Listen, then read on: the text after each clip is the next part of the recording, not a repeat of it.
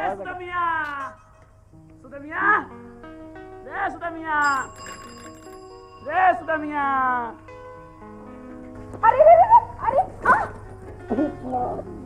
ये क्या कर देला?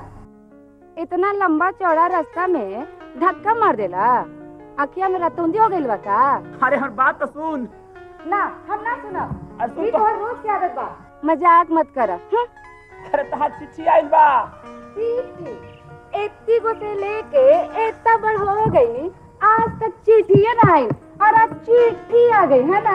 आज आइल बा तब नु कहतानी देख तोर नाम लिखल बा सुदमिया साधु। तोर बाबूजी ना साधु हो?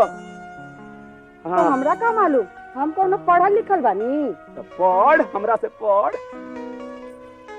लगता मौसी के चिट्ठी आइल होई। हाँ आइल बा।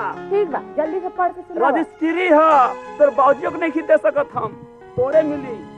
अच्छा ठीक बा, जल्दी से पढ़ के सुनाओ।